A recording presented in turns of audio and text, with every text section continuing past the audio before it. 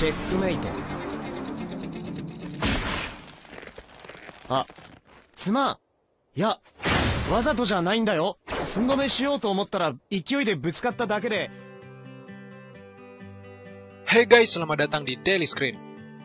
Di video kali ini, sesuai janji dari Daily Screen, kita akan ngebahas asal-usul dari Saitama. Namun bukan berarti di sini Daily Screen berubah menjadi channel Abdi Kos. Tapi kita tidak akan pandang bulu, siapapun superhero yang terkuat akan kita bahas bersama-sama di channel ini. Namun sebelum kita membahas lebih jauh, buat teman-teman yang belum subscribe channel ini, jangan lupa untuk subscribe terlebih dahulu, agar channel ini semakin berkembang dan mampu memberikan informasi yang lebih baik lagi di kemudian hari. Kita tahu bahwa banyak sekali penggemar dari One Punch Man ini. Hal itu karena anime ini banyak sekali keunikan daripada anime-anime yang lainnya. Semua sangat aneh dengan asal-usul dari kekuatan Saitama ini, teman-teman. Jadi banyak sekali yang bertanya, mengapa Saitama bisa sekuat itu? Seperti yang sudah kita saksikan di season 1, Saitama mengatakan bahwa dirinya mendapatkan kekuatan itu setelah ia berlatih rutin dengan 100 kali push up, 100 kali back up, 100 kali sit up, 100 kali squat, berlari selama 10 km, dan tanpa menggunakan AC, serta dilakukan selama 3 tahun. Apakah teman-teman bisa melakukan hal tersebut dan mendapatkan kekuatan sehebat Saitama? Saya rasa tentu tidak ya teman-teman. Pasti ada hal lain yang membuat Saitama bisa sekuat itu. Tentu tidak masuk akal dengan dia hanya berlatih seperti itu dapat memperoleh kekuatan dari One Punch Man. Jika kita bandingkan dengan yang lain seperti Naruto, Rock Lee, Sasuke, Son Goku, Vegeta, mereka mendapatkan kekuatan mereka tentu melakukan hal yang lebih dari itu. Namun faktanya, dengan hanya melakukan latihan sederhana seperti itu, Saitama tetap dianggap sebagai superhero terkuat hingga saat ini. Nah, hal ini terjawab pada komik One Punch Man pada chapter 56 yang membahas tentang batas limiter makhluk hidup. Pada chapter tersebut, dikatakan bahwa setiap makhluk hidup memiliki batas limiter yang berbeda-beda. Dengan begitu, dapat dikatakan bahwa hanya dengan latihan sederhana, Saitama mampu melampaui batas limiternya sendiri. Lalu pertanyaan timbul, bagaimana dengan karakter anime lain yang mampu berevolusi setelah melakukan latihan keras hingga bertahun-tahun? Kita contohkan saja, seperti manga Dragon Ball, yang malah memiliki ruang jiwa dan juga waktu. Nah, jawabannya cukup sederhana teman-teman. Para karakter manga tersebut memiliki limiternya sendiri dan masih belum mampu melampaui batas limiternya. Jadi teman-teman, kekuatan dari Saitama ini dapat dikatakan setara dengan kekuatan full Kyuubi mode, kemudian setara juga dengan full Hashimon Tongku, dan Super Saiyan 4. Mengapa bisa setara? Karena ia melakukan latihan tersebut secara rutin, maka Saitama mampu menyaingi kekuatan mereka. Walaupun mereka sendiri butuh waktu bertahun-tahun untuk memperoleh kekuatan tersebut ya teman-teman. Jadi intinya, asal-usul kekuatan Saitama sangat simpel sekali. Ia mampu melewati batas dari limiternya sendiri. Sehingga hanya dengan melakukan 100 kali push up, 100 kali back up, 100 kali sit up, 100 kali squat, kemudian berlari selama 10 km dan tanpa menggunakan AC, sudah mampu melewati batas limiternya sendiri. Sangat-sangat simpel untuk karakter ini ya teman-teman.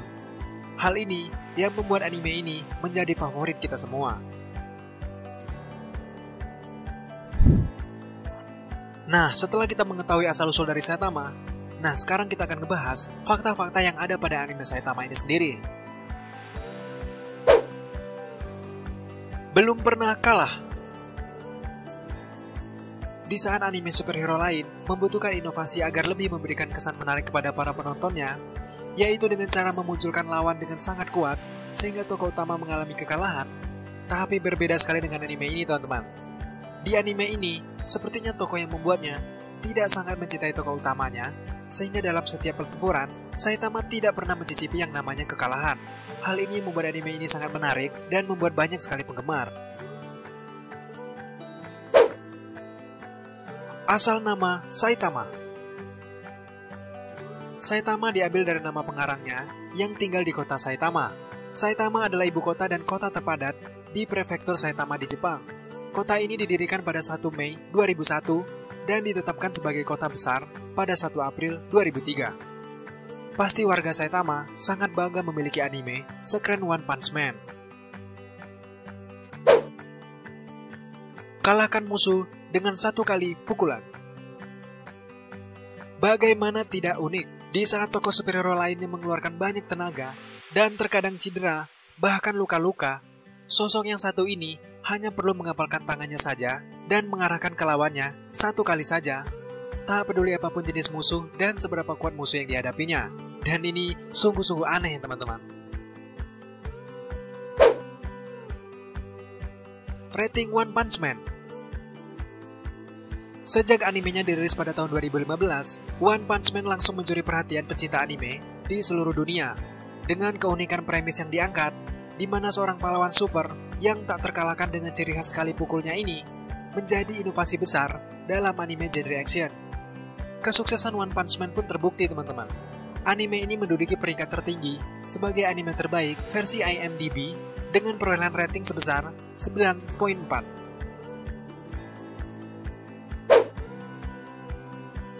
Kostum Saitama. Tahukah kalian asal muasal dari kostum pahlawan ini? Kostum Saitama ini terinspirasi dari pahlawan super lainnya, yaitu Ant Man yang mengenakan baju merah dan sarung tangan kuning. Sementara kostum yang dikenakan Saitama adalah kebalikan dari Ant Man ini. Saitama menggunakan baju kuning dengan sarung tangan warna merah. Jadi intinya, kostum Saitama kebalikan dari kostum dari Ant Man. Kecepatan Saitama. Dalam akhir season pertama melawan Boros, Saitama dikirim ke bulan oleh Boros. Lalu singkat cerita, kemudian Saitama melompat dari bulan menuju ke bumi lagi dan hanya memerlukan waktu 1,5 detik saja. Mari kita hitung, jarak bulan ke bumi adalah 384.400 km. Maka kecepatan Saitama bisa mencapai 256.266 km per detik. Kecepatan Saitama ini hampir menyamai kecepatan cahaya, yaitu 299,792 km per detik. Sangat-sangat luar biasa, teman-teman. Pengisi suara Saitama.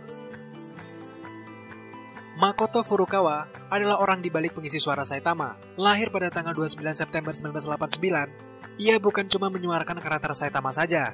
Beberapa karakter anime terkenal juga sempat disuarakan oleh Makoto Furukawa. Contohnya saja seperti Yatoro Kindaichi dari Haikyuu, Kakei Shingo dari Alpha Zero, dan Gustav dari Nanatsu no Taizai. Alasan Saitama botak. Mungkin sebagian banyak teman sudah tahu mengapa kepala Saitama jadi botak. Ia botak karena melakukan latihan keras, yaitu dengan 100 kali push up, 100 sit up, 100 squat, dan lari 100 km dalam sehari.